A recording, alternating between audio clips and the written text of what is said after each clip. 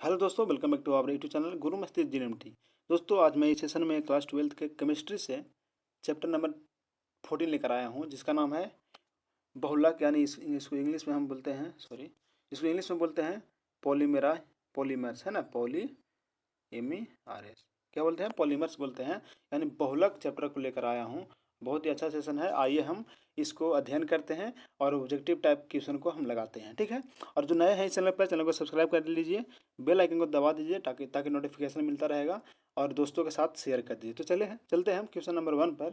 पहला क्वेश्चन बोल रहा है, कार के टायर में प्रयुक्त होता है, अर्थात कार के टायर में कौन सा बहुलक प्रयुक्त होता है? ऑप्शन ए है ब्यूना रबर, बी में है पॉलीथीन, सी में है टेफ्लॉन और डी में है PVC। तो इसका सटीक आंसर क्या हो जाएगा? ब्यूना रबर होता है ना।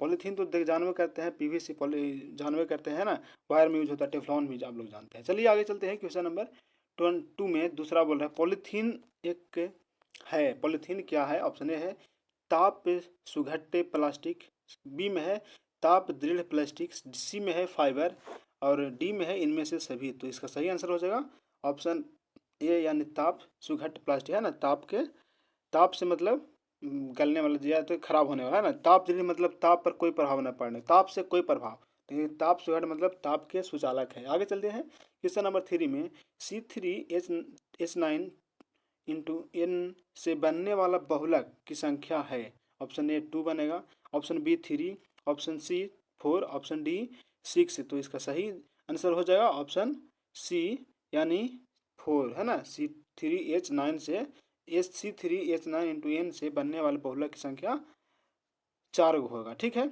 आगे चलते हैं। क्वेश्चन नंबर 4 में 4 है, प्राकृतिक बहुलक है निम्नलिखित में प्राकृतिक बहुलक कौन है? ऑप्शन ए रबर क्षीर, बी में है मॉइलर, सी में है डिक्रॉन, डी में है ग्लिप्टल। तो इसका सही आंसर हो जाएगा ऑप्शन ए, जो है रबर क्षीर, यानी वो जो है प्राकृतिक बहुलक है, ठीक है।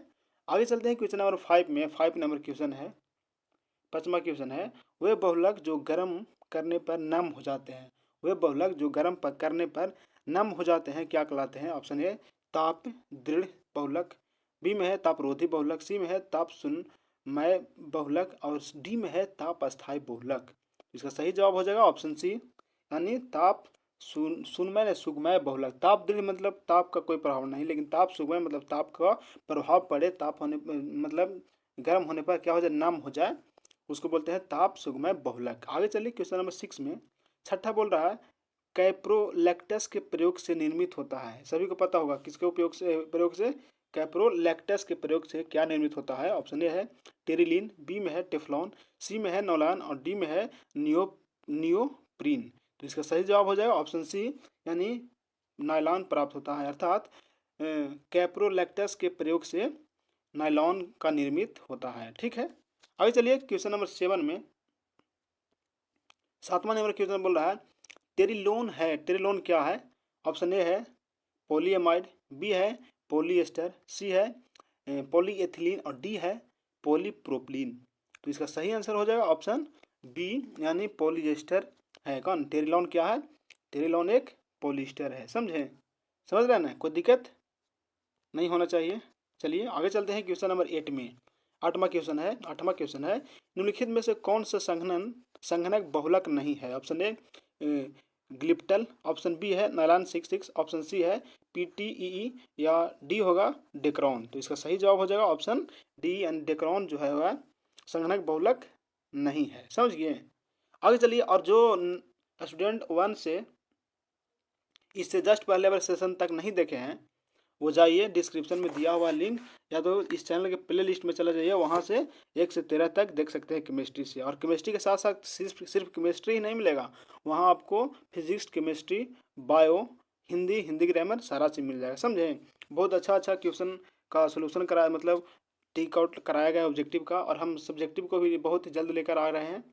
तो आप लोग चैनल को कहीं ना जाइए छोड़ के, और दोस्तों के साथ भी शेयर कर दीजिए। चलिए आते हैं क्वेश्चन नंबर 9 में 9 नंबर क्वेश्चन बोल रहा है, निम्नलिखित में कौन बायोडिग्रेडेबल बहुलक है? ऑप्शन ए सेल्यूलोज है, बी पॉलीथीन, सी PVC और डी है नायलॉन 66। तो इसका सही आंसर हो जाएगा ऑप्शन ए सेल्यूलोज जो है वह डी क्या है बायोडिग्रेडेबल, माने पुनः इसका खरा मतलब इसको हम खराब मतलब कि नष्ट कर सकते हैं, लेकिन पॉलीथीन को नष्ट कर सकते हैं नहीं, पीवीसी को भी नहीं, नायलॉन को भी नहीं, यानी बायोडिग्रेडेबल बहुलक सिर्फ यहाँ सेल्यूलोज होगा। आगे चलिए क्वेश्चन नंबर 10 में, रबर श्रेणी के समान बहुलक का उदाहरण कौन है? रबर श्रेणी के है ना, रबर श्रेणी के समान बहुलक का उदाहरण है। ऑप्शन ए थायोकोल, बी में है ब्यूनाएन, सी में है GRN और डी में है ये सभी। तो इसका सही आंसर हो जाएगा ऑप्शन डी, यानी सभी जो है वह रबर श्रेणी के समान बहुलक का उदाहरण है। ठीक है, आगे चलिए क्वेश्चन नंबर 11 में, कोई बकवास नहीं, डायरेक्ट एकदम रिवीजन मोड में हम लोग हैं। ठीक है, किस तरह से प्रॉब्लम होगा तो आप लोग कमेंट में जरूर बताइएगा। चलिए आगे चलते हैं। निम्न में कौन सा प्राकृतिक बहुलक है? प्राकृतिक बहुलक कौन है? ऑप्शन ए में है प्रोटीन, बी में है नॉलन 6, सी में है ब्यूना एस और डी में है टेरिलीन।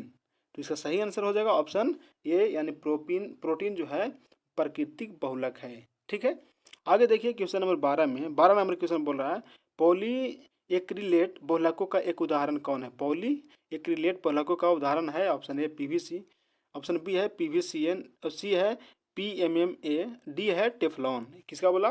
पॉली एक्रिलेट बहुलकों का उदाहरण कौन हो जाएगा? तो कौन हो जाएगा? PMMA। ठीक है, आगे चलिए क्वेश्चन नंबर 12 हो गया, 13 में और बड़ा करते हैं ना।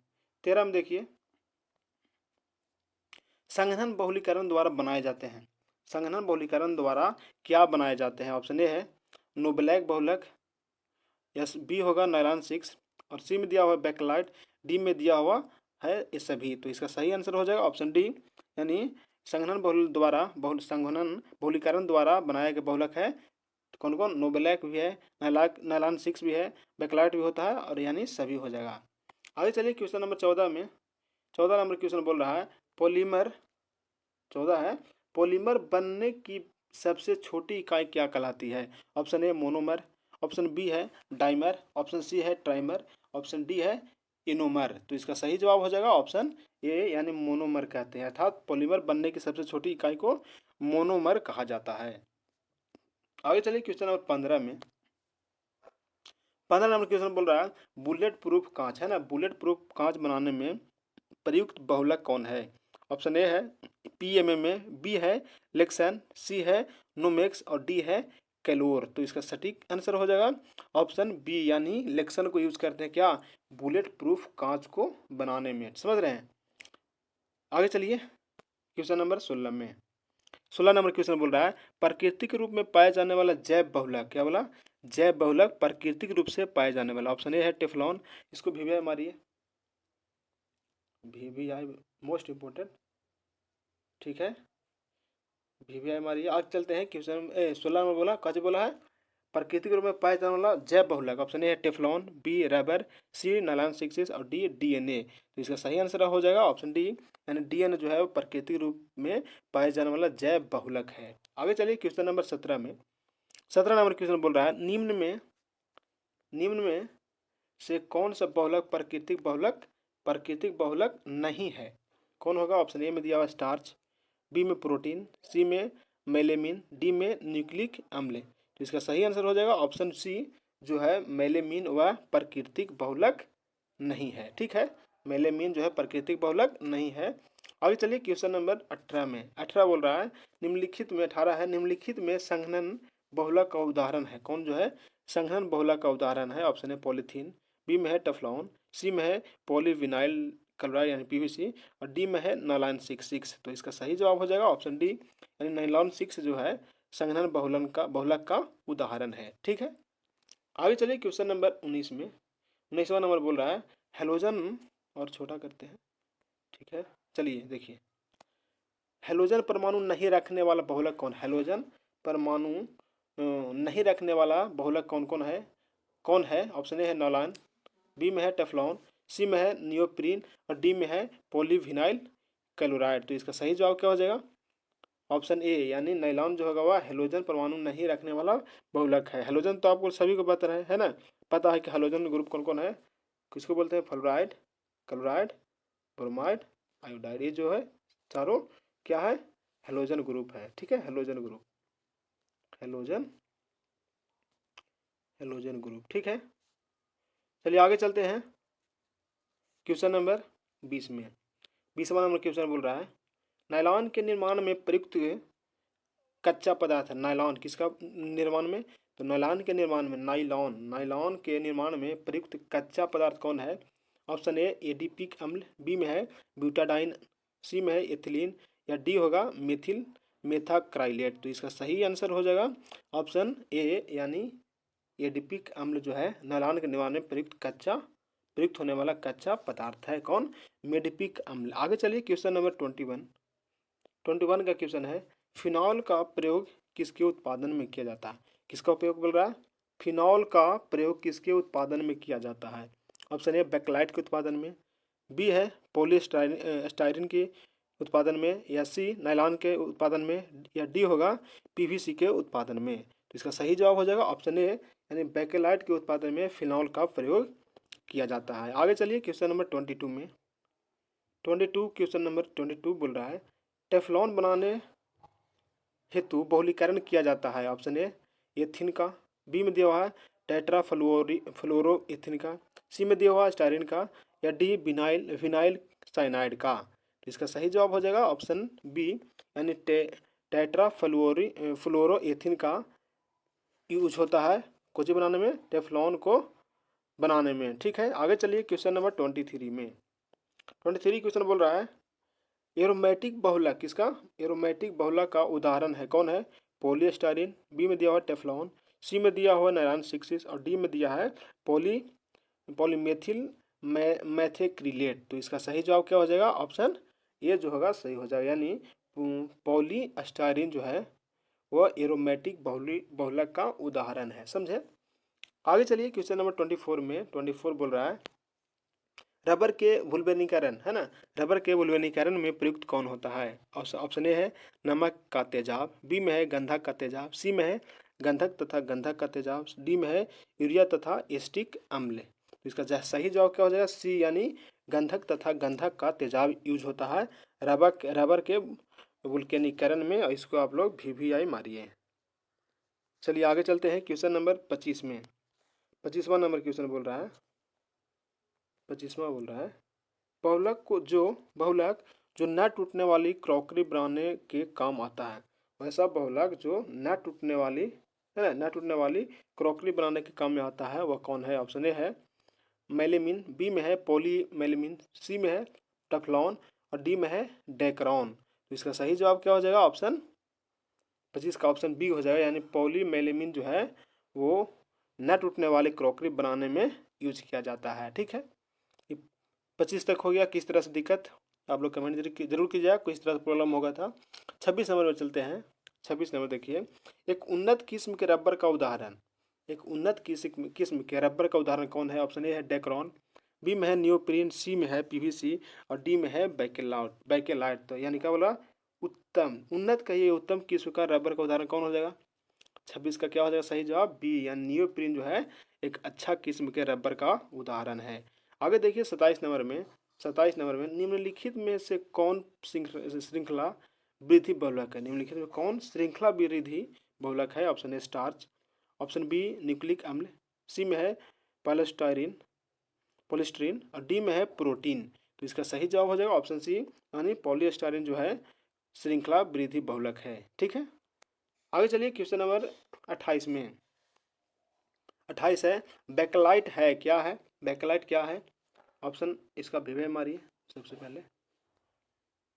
बैकलाइट क्या है। ऑप्शन है योगज बहुलक, बी में है प्रत्यास्थ बहुलक, सी में है ताप सुघट्ट बहुलक, डी में है ताप दृढ़ बहुलक। यानी बैकलाइट क्या है, तो बैकलाइट एक ताप दृढ़ है ना, मतलब जल्दी गर्म, मतलब आग से है ना, आग से जल्दी जलने वाला बहुलक नहीं है। कौन, बैकेलाइट है ना। बैकेलाइट जैसे बैकेलाइट कहाँ यूज, जैसे हम लोग कुकर खाना बनाते हैं तो कुकर में जो हैंडल रहता है प्लास्टिक का उस वही होता है बैकेलाइट। तो क्या कुकर के गर्म होने से क्या वो खराब हो जाता है, नहीं ना, नहीं, उसी को हम बैकेलाइट बोलते हैं।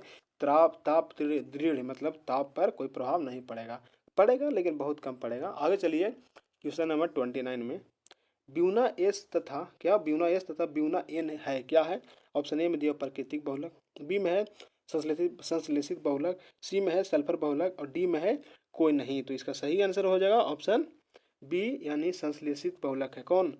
ब्यूना एस तथा ब्यूना एन जो है वह संश्लेषित बहुलक है।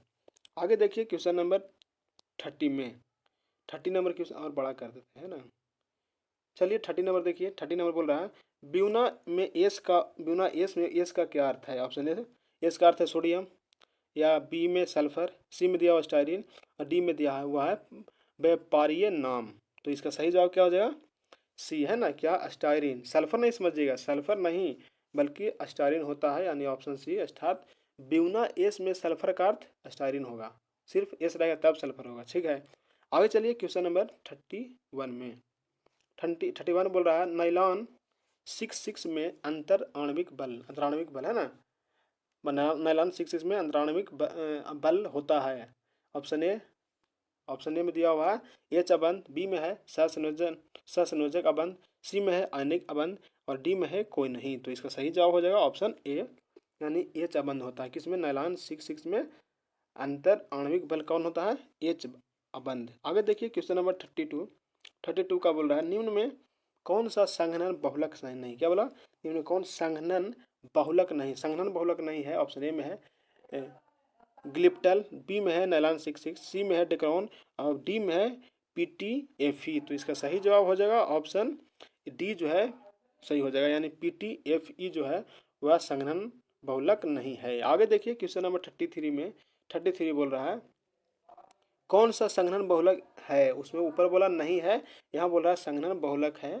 चलिए कौन हो जाएगा? ऑप्शन ए में दिया पॉलीस्टाइरीन, बी में दिया हुआ नियोप्रीन और सी में दिया हुआ PAN और डी में दिया है पॉलीएथिल ग्लाइकॉल थैलेट। तो इसका सही जवाब हो जाएगा ऑप्शन डी यानी पॉलीएथिल ग्लाइकॉल थैलेट जो है संघनन बहुलक है। ठीक है, कोई दिक्कत है यहाँ तक? नहीं। आगे चलते हैं क्वेश्चन नंबर 34 में। 34 है पीवीसी का एक लक है। कौन है? एक लक। ए में एथिन दिया हुआ है, बी में टेट्रा क्लोरोएथिन है, सी में क्लोरोएथिन है, डी में है कोई नहीं। तो इसका सही जवाब हो जाएगा ऑप्शन सी यानी क्लोरोएथिन जो है वह पीवीसी का क्या है? एक लक है। ठीक है, कोई दिक्कत यहाँ तक? चलिए दोस्तों सेशन को लाइक कीजिएगा, है ना। आगे चलते हैं क्वेश्चन नंबर 35 में। 35 है कौन सा बहुलक सम बहुलक है? क्या बोला? कौन सा बहुलक जो है वह सह बहुलक है? ऑप्शन ए है पॉलीप्रीन, बी में है नाइलॉन 66, सी में है PVC और डी में है टेफ्लॉन। तो इसका सही जवाब हो जाएगा ऑप्शन बी यानी नाइलॉन 66 जो है सह बहुलक है। ठीक है, आगे चलिए क्वेश्चन नंबर 36 में। 36 नंबर क्वेश्चन बोल रहा है निम्न में कौन सा बहुलक सम बहुलक का उदाहरण है? ऊपर क्या बोला? सह बहुलक। क्या बोला? सह बहुलक बोला है, थोड़ा सा डिफरेंट। ऊपर बोला है सह बहुलक, नीचे सम बहुलक का उदाहरण है। ऑप्शन ए में है बेकेलाइट, बी में है नाइलॉन 66, इसको तो बी हो गया है ना, और सी में है टेरिलिन, डी में है नियोप्रीन। तो इसका सही जवाब क्या हो जाएगा? ऑप्शन डी जो है सम बहुलक है। ठीक है, ऑप्शन डी सम बहुलक है, लेकिन 35 नंबर में देखिए नाइलॉन 6 जो है सह बहुलक और सम बहुलक है। ठीक है, इतना ही अंतर है। आगे देखिए क्वेश्चन नंबर 37 में कौन से बहुलक में प्रबल अंतर आणविक बल होता है? ऑप्शन ए प्रत्यास्थ बहुलक में, बी ताप सुघट्ट बहुलक में, सी रेशे में या डी ताप दृढ़ बहुलक में। इसको भी मारिए, क्या हो जाएगा सही आंसर? इसका सही आंसर हो जाएगा ऑप्शन डी यानी ताप दृढ़ बहुलक में जो अंतराण्विक बल होता है वह मजबूत होता है यानी प्रबल होता है। ठीक है, आगे चलिए 38 में। 38 बोल रहा है कैप्रोलैक्टस का उपयोग होता है किसमें? ऑप्शन ए है नाइलॉन 6 में, बी में टेरिलिन में, सी है नाइलॉन 6 और 10 में, डी है नाइलॉन 6 में। तो इसका सही आंसर हो जाएगा ऑप्शन ए यानी नाइलॉन 6 में जो कैप्रोलैक्टस का उपयोग किया जाता है नाइलॉन 6 में। आगे देखिए 39 नंबर में 39 है प्राकृतिक रबर एक बहुलक है किसका? ब्यूटाडाइन का, या बी होगा एथाइन का, सी में दिया हुआ स्टायरीन का, डी में दिया हुआ आइसोप्रीन का। तो इसका सही जवाब हो जाएगा ऑप्शन डी यानी प्राकृतिक बहुलक जो है ये बहुत ही लाजवाब क्वेश्चन है। इसको भी मारिए VVI एकदम छप रहा है एग्जाम 2023 में। ठीक है, प्राकृतिक रबर एक बहुलक किसका है? प्रीन का। आगे चलिए क्वेश्चन नंबर 40 में। 40 नंबर बोल रहा है निम्न में कौन सा सह बहुलक, ऊपर भी पूछा है वो, नीचे भी पूछ रहा है, सह बहुलक है। एस ए में दिया ब्यूना एस, बी में दिया पीवीसी, सी में है आर्लोन और डी में है नियोप्रीन। तो इसका सही आंसर हो जाएगा ऑप्शन ए, यानी ब्यूना एस जो है वह सह बहुलक, क्या सह बहुलक है। आगे देखिए 41 में निम्न में कौन सा प्राकृतिक रेशा, प्राकृतिक रेशा इसको भी मारिए आप लोग, वीवीआई है ना, वीवीआई तो इसमें छपेगा एकदम। निम्न में कौन प्राकृतिक रेशा, ऑप्शन है स्टार्च, बी में सेल्यूलोज, सी में रबर और डी में नायलॉन 6। तो इसका सही आंसर क्या होगा, सेल्यूलोज जो है वह प्राकृतिक रेशा है। ठीक है, आगे चलिए क्वेश्चन नंबर 42 में। 42 कौन सा बहुलक नहीं है, ऑप्शन ए है सुक्रोज, बी है एंजाइम, डी है सी है स्टार्च और डी है टेफ्लॉन। तो इसका सही जवाब हो जाएगा ऑप्शन ए, यानी सुक्रोज जो है बहुलक नहीं है। ठीक है, आगे चलिए 43 में कौन सा पूर्ण फ्लोरीन बहुलक, कौन सा पूर्ण फ्लोरीन बहुलक है, option A Teflon, option B neoprene, option C Thiokol और ऑप्शन डी में है पीवीसी। तो इसका सटीक जवाब हो जाएगा ऑप्शन ए, यानी टेफ्लॉन जो है पूर्ण फ्लोरीन बहुलक है। टेफ्लॉन पूर्ण फ्लोरीन है, एफ्लॉन टेफ्लॉन पूर्ण फ्लोरीन बहुलक है। ठीक है, आगे चलिए क्वेश्चन नंबर 44 में।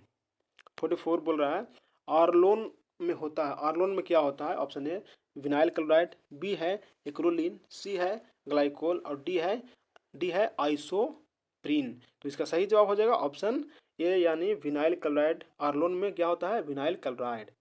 आगे देखिए 45 में कौन सा पॉलीएमाइड है, कौन जो है पॉलीएमाइड है, ऑप्शन ए है टेफ्लॉन, बी है नाइलॉन 66, सी है टेरिलीन और डी है बेकेलाइट। तो इसका सही जवाब क्या हो जाएगा नाइलॉन 66 है ना, यानी पॉलीएमाइड जो है यहाँ नाइलॉन 66 है। आगे चलिए 46 में।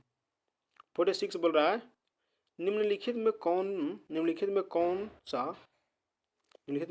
सा को बहुलक है ना, को बहुलक का उदाहरण है, ऑप्शन ए है टेफ्लॉन, बी है पीवीसी, सी है ब्यूना एस और डी है पॉलीप्रोपिलीन। तो इसका सही जवाब हो जाएगा ब्यूना एस जो है को बहुलक का उदाहरण है। आगे देखिए क्वेश्चन नंबर 47 में। 47 है पॉलीथीन का एक बहुलक है, पॉलीथीन का एक बहुलक कौन है, ऑप्शन ए इथेन, बी में है एथीन, सी में है प्रोपिन का या डी होगा इथाइन का। यानी पॉलीथीन एक बहुलक किसका होगा, इथीन का है ना, इथीन का एक बहुलक है कौन, पॉलीथीन एक बहुलक है इथीन का, हाँ इथीन का बहुलक एक पॉलीथीन है। आगे चलिए क्वेश्चन नंबर 48 में। गन्ने की चीनी के जल अपघटन से निम्नलिखित में क्या मिलता है, ऑप्शन ए सिर्फ ग्लूकोज, बी में है ग्लूकोज एवं माल्टोज, सी में है ग्लूकोज एवं फ्रक्टोज और डी में है ग्लूकोज एवं लैक्टोज। तो इसका सही जवाब हो जाएगा ऑप्शन सी, यानी ग्लूकोज एवं फ्रक्टोज प्राप्त होता है किसके, गन्ने की चीनी के जल अपघटन से। ठीक है, क्या प्राप्त होता है, ग्लूकोज एवं फ्रक्टोज। ठीक है, बहुत ही जल्द हम इसमें केमिस्ट्री में जो इम्पोर्टेंट है, जैसे क्या होता है जब इसको हम इसके साथ अभिक्रिया करेंगे, तो है ना, ऐसा क्वेश्चन बहुत ही पूछता है। और एगो अंतर बहुत ही जल्दी हम डिफरेंस भी लेकर आ रहे हैं। ठीक है, यानी सब्जेक्टिव टाइप के। आगे देखिए 49 में निम्नलिखित में कौन सा योगशील बहुलक है, योगशील बहुलक कौन है, ऑप्शन ए है नाइलॉन 6, बी में है नाइलॉन 66, सी में है उच्च घनत्व वाले पॉलीथीन और डी में है डेक्रोन। तो इसका सही जवाब हो जाएगा ऑप्शन सी, यानी उच्च घनत्व वाले पॉलीथीन जो है योगशील बहुलक है। आगे देखिए 50 में। 50 नंबर बोल रहा है F2C डबल बॉन्ड CF2 निम्नलिखित में किसका एकलक है, ऑप्शन ए टेफ्लॉन का, बी में है ग्लाइप्टल का, सी में है नाइलॉन 6 का और डी में है ब्यूना एस का। तो इसका सही जवाब हो जाएगा ऑप्शन ए, यानी टेफ्लॉन का एकलक है कौन, F2C डबल बॉन्ड CF2। ठीक है, आगे देखिए खत्म हो गया जैव अणु, हम अगले सेशन में लाएंगे और इस सेशन में इतना ही। ठीक है, इस सेशन में इतना ही। थैंक्स फॉर एवरीवन, अब मिलते हैं अगले सेशन में, तब तक के लिए धन्यवाद, जय हिंद, बेस्ट ऑफ लक।